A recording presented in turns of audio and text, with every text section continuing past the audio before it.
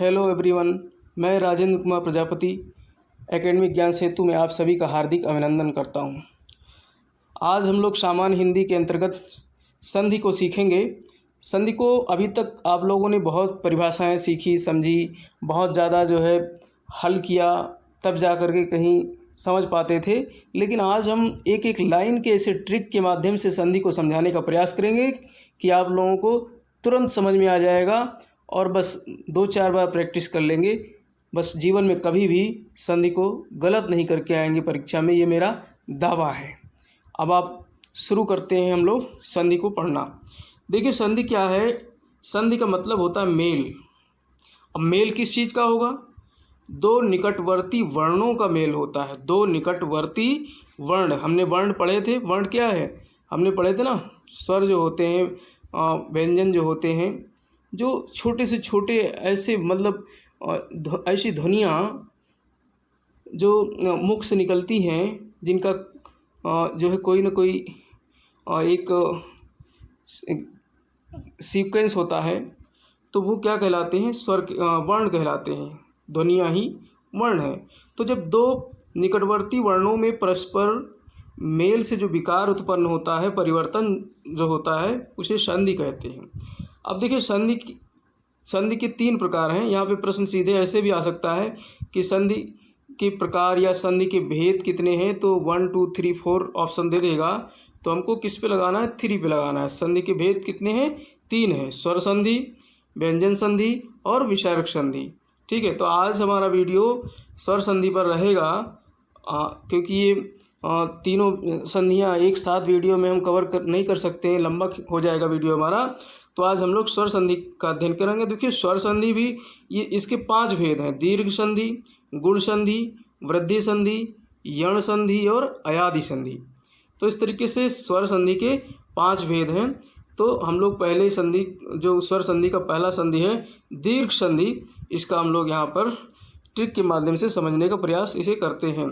देखिए जब समान स्वर पास पास आते हैं, समान स्वर या फिर समान वर्ण जो है पास पास आते हैं, समान स्वर, तो फिर उससे एक बड़ी मात्रा बनती है। जब समान स्वर पास पास आते हैं तो बड़ी मात्रा का निर्माण होता है। जैसे तो बड़ा आ बन गया, प्लस बड़ा आ बन गया, ई बन गया। तो इस तरीके से बड़ी आ जो है बनती है। अब देखिए अब इसे पहचानने का क्या होगा कि हम बिल्कुल दीर्घ संधि में जो है बड़ी मात्रा अगर लगी है किसी शब्द में, तो उसको हम दीर्घ संधि के अंतर्गत रखते हैं। आप शब्द को देखते ही पहचान सकते हैं जिसमें बड़ी मात्रा लगी हो। ठीक है, जैसे भानु उदय।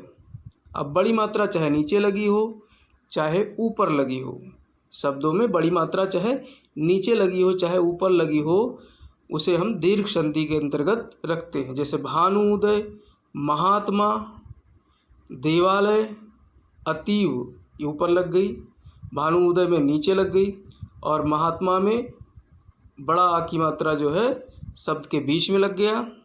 मायाधीन, रविंद्र, ग्रीस, विद्यार्थी, रत्नाकर, वर्षांत, गुरुपदेश, गुरु बड़ू की मात्रा है। सिंदूर में, सिंदूरमी, बड़ू की मात्रा है। प्रतीति, बड़ी ई की मात्रा है। तो इस तरीके से ये सब क्या हो गए? दीर्घ संधि हो गए। तो दीर्घ संधि हम कैसे पहचानेंगे?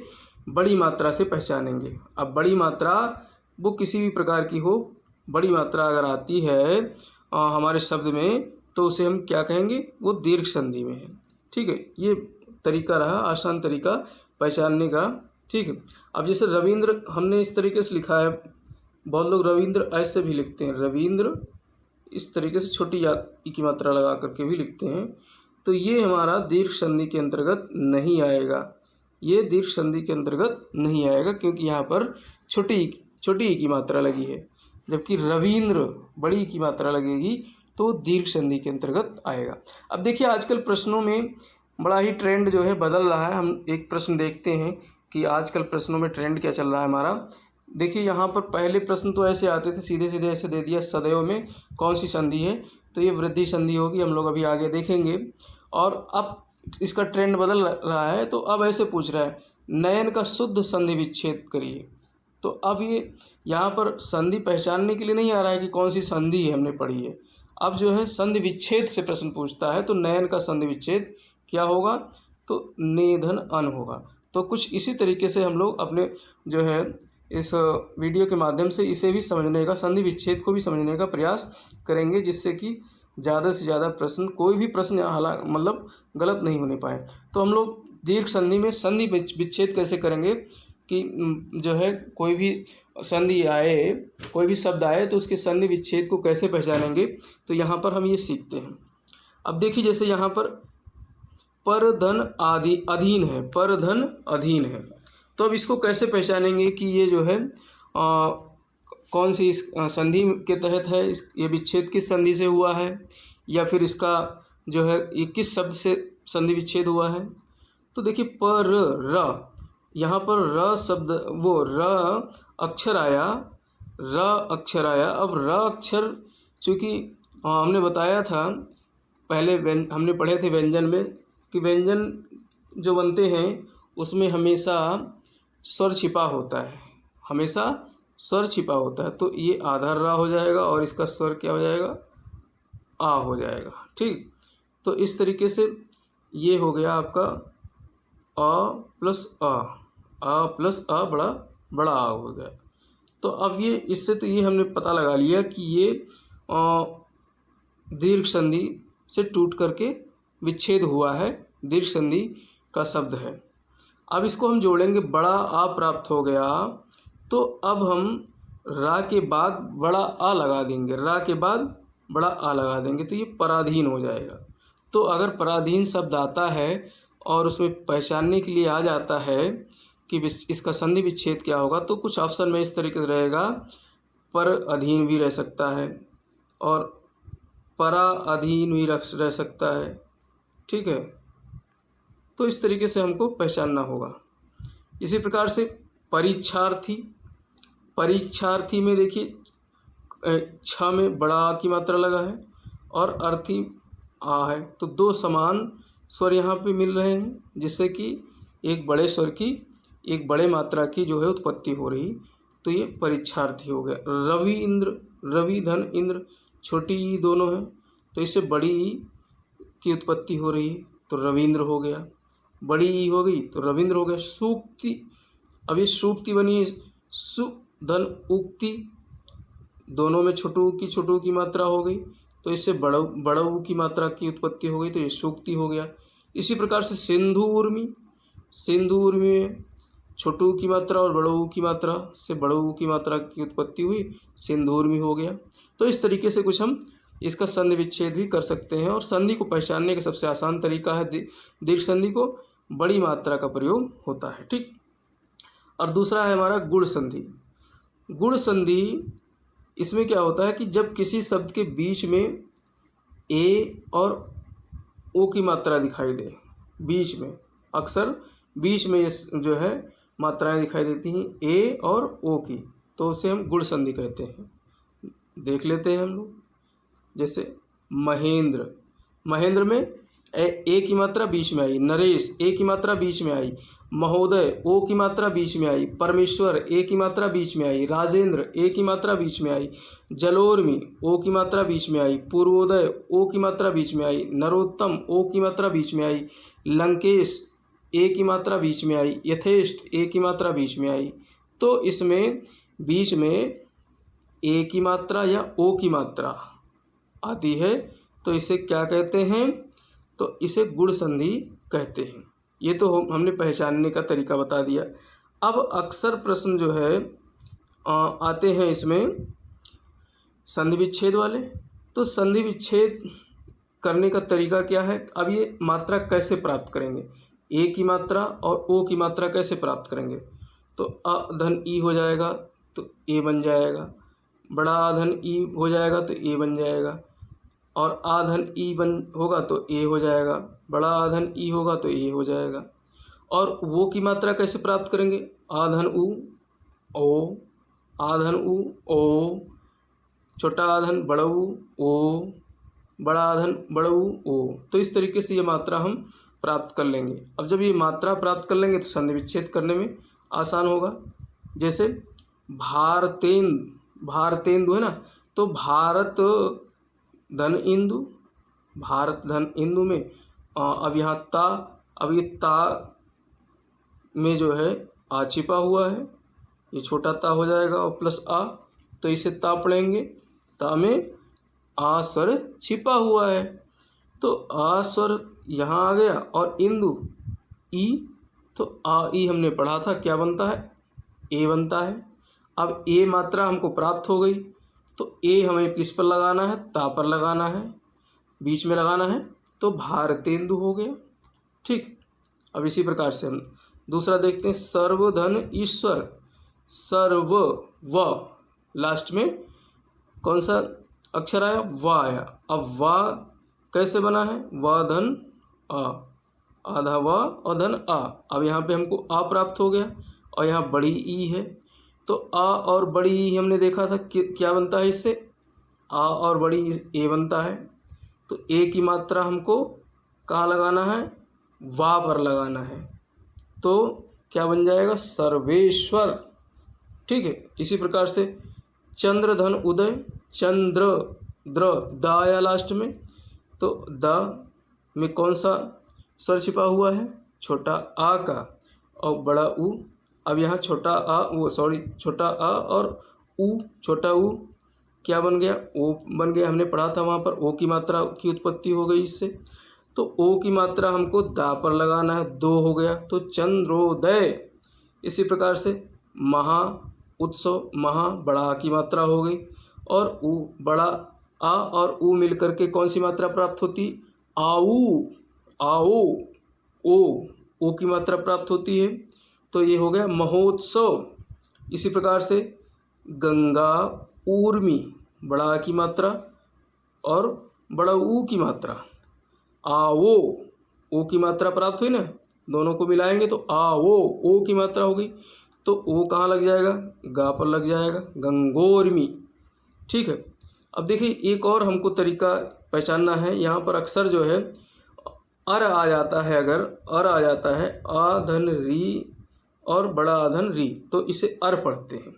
और ये एक्चुअली क्या होता है कि जितने भी ऋषि शब्द होते हैं लास्ट वाले, ये सब इसी संधि के अंतर्गत आते हैं, गुण संधि के अंतर्गत आते हैं। जैसे ब्रह्म ऋषि, सप्तऋषि, राजर्षि, तो इसमें सब में अर आया, आधन री, आधन री, आधन री।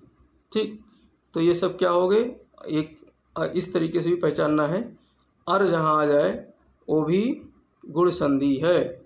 जैसे महाधन ऋषि, तो महा में बड़ा आ गया और री आ गया, तो इससे क्या प्राप्त हो गया, अर प्राप्त हो गया, अर प्राप्त हो गया, तो इससे पढ़ेंगे महर्षि, महर्षि। ठीक है, तो इस तरीके से गुण संधि हो गया। अगर आप लोगों को ये अच्छा लग रहा है तो एक लाइक ठोकिए। वृद्धि संधि, वृद्धि संधि अब हम लोग देखेंगे, जब किसी शब्द के ऊपर एक अन्य मात्रा की वृद्धि हो जाए। देखिए ये बुढ़ा हो गया, गुण संधि में तो अभी ऊपर एक ही मात्रा थी, ए की मात्रा और ओ की मात्रा, अब यहाँ वृद्धि संधि में एक और मात्रा की वृद्धि हो जाती है, एक और मात्रा की वृद्धि हो जाती है, अर्थात दो मात्राएं लगी हैं। जैसे ए के बाद ए की मात्रा लग जाएगी, ओ के बाद औ की मात्रा लग जाएगी, एक एक मात्राएं और बढ़ जाती हैं। अगर इसे पहचानना है तो शब्द के बीच में दो मात्राएं होती हैं, वहाँ शब्द के बीच में एक मात्रा लगी थी ऊपर और यहाँ शब्द के बीच में ऊपर दो मात्राएं लगी होंगी, तो इसे वृद्धि संधि कहेंगे, यानी इसमें वृद्धि हो गई है। जैसे एक ऐ की मात्रा लगी है बीच में, तथयो ऐ की मात्रा बीच में लगी है, महोज औ की मात्रा लगी है बीच में, महेश्वर ऐ की मात्रा बीच में लगी है, वनौषधि औ की मात्रा बीच में लगी है। ठीक, तो ये तो हो गया साधारण। लेकिन प्रश्न अब आते हैं अक्सर संधि विच्छेद वाले। संधि विच्छेद को पहचानना है तो थोड़ा सा और गहराई में जाना होगा।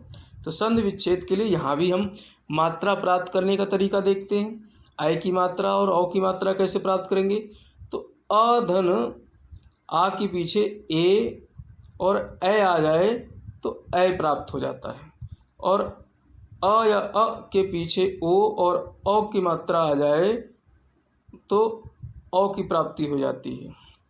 जैसे सदा यो, सदा में बड़ा आ हो गया और ए हो गया, तो बड़ा आ और ए मिलकर के क्या होते हैं, ऐ होते हैं, ऐ। तो ये सदयो हो गया। अब ये ऐ की मात्रा कहाँ लगाएंगे, दा पर हम आ की मात्रा हटा करके ऊपर ऐ की मात्रा लगा देंगे तो सदयो हो जाएगा। अगर आ की मात्रा नहीं हटाएंगे और ये औ की मात्रा लगा देंगे तो सदवो हो जाएगा, जो कि गलत हो जाएगा।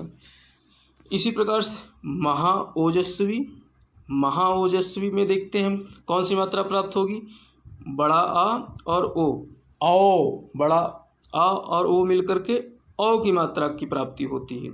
तो अब औ की मात्रा हम कहाँ लगा देंगे, हा पर लगा देंगे, तो औ की मात्रा हा पर लगा देंगे और वो हट जाएगा तो महोजस्वी हो जाएगा।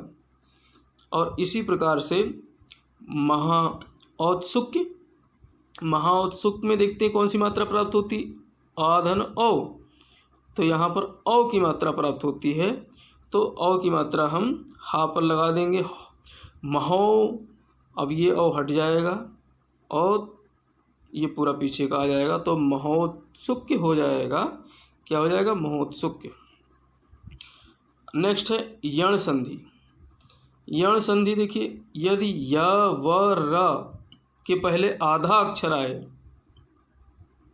य र व, ये पहचान है, य र व के पहले आधा अक्षर आता है तो वो यण संधि होता है। देख लेते हैं हम लोग, स्वागत, व के पहले आधा सा आया, इत्यादि या के पहले आधा ता आया, प्रत्येक या के पहले आधा ता आया, पित्र आज्ञा, पित्र आज्ञा में ता निकल रहा है ना, तो रा के पहले आधा ता आया, रा के पहले आधा ता आया। तो ये तीनों चीज़ें य व र यहाँ पे कवर हो गया इसका उदाहरण से।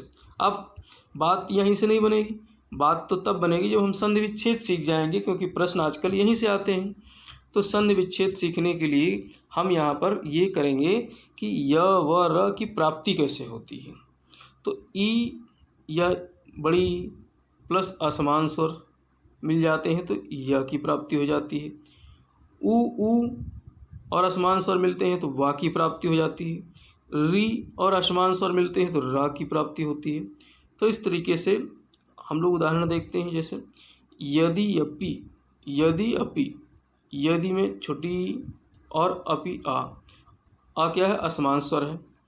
तो अब ई के बाद कोई भी असमान स्वर आएगा तो हमने देखा था या की प्राप्ति होती है। तो अब या ये लग जाएगी, या से पहले आधा शब्द द लग जाएगा तो यद्यपि हो जाएगा, यद्यपि, या से पूर्व आधा द आया है, इसको ऐसे भी लिखते हैं और ये भी लिखा जाता है, दोनों सही है, यद्यपि। और नीऊन, नीऊन में हम देखते हैं कौन से या की या वा की या रा की किसकी प्राप्ति होती है। तो छोटी ई और बड़ा ऊ, ई ऊ हमने देखा था या की प्राप्ति होती है, और बड़ी ऊ है तो या में यहाँ पर बड़ा ऊ की मात्रा लग जाएगी, तो बड़ू ऊ की मात्रा लग जाएगी, तो यहाँ पर हम इसको या में बड़ू ऊ की मात्रा ही लगाएंगे तो ये हो जाएगा न्यून। इसी प्रकार से अति ऐश्वर्य, अति ऐश्वर्य में ई और ऐ से प्राप्त होता है, ई और ऐ से हमने अयो पाया, अयो पद पाया तो अयो की मात्रा हम लगाएंगे, अतैश्वर्य, अतैश्वर्य हो जाएगा। यहाँ पर भी या के पहले आधा ता प्राप्त हुआ, यहाँ पर या के पहले आधा ना प्राप्त हो रहा था। अनुअय, अनुअय में ऊ और आ के मिलने से वा की प्राप्ति हुई तो ये अन्वय हो गया। इसी प्रकार से अनुईषण, ऊ और ई से वी की प्राप्ति हो गई, ऊ और ई वी हो जाएगा ना, तो अन्वीक्षण हो जाएगा। और देखिए यहाँ पर हमने देखा था कि जो है कक्षा वाला सा जो होता है वो सा में बदल जाता है, तो ये सा जो है कक्षा वाले सा में बदल जाएगा तो अन्वीक्षण हो जाएगा। तो इस तरीके से ये हमारी जो है यण संधि थी। अब आखिरी संधि हम लोग देखते हैं अयादि संधि। अयादि संधि ए ओ की मात्रा इसमें नहीं आती है। ए यानी ए वाली मात्रा, आई की मात्रा, ओ की मात्रा, औ की मात्रा नहीं आती है। और अधिकतर 3 अक्षर के शब्द होते हैं ज़्यादातर, जैसे पवन, बहुत सीधे शब्द होते हैं। नयन, नायक, धावक, नाविक, भावुक, शयन, पावन, ये इस प्रकार से शब्द होते हैं। ठीक, सीधे साधे शब्द होते हैं जिसमें ऊपर मात्रा नहीं आती है, किसी भी प्रकार की मात्रा ऊपर नहीं आती है। ठीक, अभी ये तो इस तरीके से सीधा साधा हो जाएगा, लेकिन प्रश्न आजकल टेढ़े आते हैं, संधि विच्छेद वाले आते हैं, तो उसको कैसे हम पहचानेंगे। यदि ए ओ के बाद भिन्न स्वर आए तो वो क्रमशः ए, आए, औ, आओ या फिर अवी, आवी, आओ ये सब प्राप्त होते हैं। जैसे ए से ए प्लस भिन्न स्वर आया तो ए प्राप्त हो गया, ए प्लस भिन्न स्वर आया तो आय प्राप्त हो गया, ओ प्लस भिन्न स्वर आया तो औ या अवी प्राप्त हो गया, औ प्लस भिन्न स्वर आया तो आव, आवी, आऊ प्राप्त हो जाता है। ठीक है, जैसे हम देख लेते हैं से अन में ए प्लस भिन्न स्वर आ प्राप्त हुआ तो इससे अ की प्राप्ति हो गई तो शयन हो गया। गए प्लस अक, ए प्लस आ भिन्न स्वर और इसके मिलने से आय की प्राप्ति हो गई। भाई इन दोनों स्वरों को मिलाइए, आय प्लस आय अपने आप हो गया तो गायक बन जाएगा। और पोधन इत्र, पो, ओ और ई भिन्न स्वर ई, पो ई, तो ओ ई क्या बन जाएगा, अवी बन जाएगा, अवी बन जाएगा तो पवित्र हो जाएगा। और औ यानी पौ और अक, औधन आ, औधन आ, आओ हो जाएगा तो पावक हो जाएगा ये। और नवधन इक, औधन ई, छोटी ई, औधन ई तो आवी बन जाएगा। यहाँ पर ओधन ई था तो अवी बन गया था, यहाँ औधन ई है तो आवी बन जाएगा तो नाविक हो जाएगा। देख लिए, इसको फिर से समझिए। यहाँ पर ओधन ई था तो अवी प्राप्त हुआ, यहाँ पर औधन ई है तो आवी प्राप्त हुआ। अब आवी प्राप्त हुआ तो यहाँ पर नाविक हो जाएगा। और यहाँ क्या हो गया था, पवित्र हो गया था, पावित्र नहीं हुआ था, यहाँ क्या हुआ था, पवित्र हुआ था। अगर ये पौधनित्र होता तब ये पावित्र हो जाता। ठीक है, इसी प्रकार से ये नवधनिक है तो नाविक हो जाएगा क्योंकि यहाँ पर आवी की प्राप्ति हुई। इसी प्रकार से भवधन उक, औ उ, आऊ, औ उ क्या प्राप्त होगा, आऊ, आऊ तो भावुक की बन जाएगा, भाव उक से भावुक बन जाएगा। ठीक, तो इस तरीके से हम लोगों ने अब ये प्रश्न देख लेते हैं। सदयो, अब यहाँ हम इसको आसानी से कर सकते हैं। हमने बताया था कि ऊपर बीच में जब 2 मात्राएं प्राप्त हो तो उसे वृद्धि संधि कहते हैं, और 1 मात्रा जब प्राप्त हो तो कमेंट करके बताओ, अभी बताया है उसे कौन सी संधि कहेंगे। इसी प्रकार से नयन, नयन का शुद्ध संधि विच्छेद है, ऐसे प्रश्न आते हैं। तो अब यहाँ ने और अन, ने अन ये हो जाएगा नयन का शुद्ध संधि विच्छेद। ठीक है, तो इसी के साथ यहाँ पर ये हमारा संधि का पहला भाग कंप्लीट होता है। अब अगले पार्ट में हम लोग व्यंजन संधि के साथ मिलेंगे। तब तक जय हिंद, जय भारत।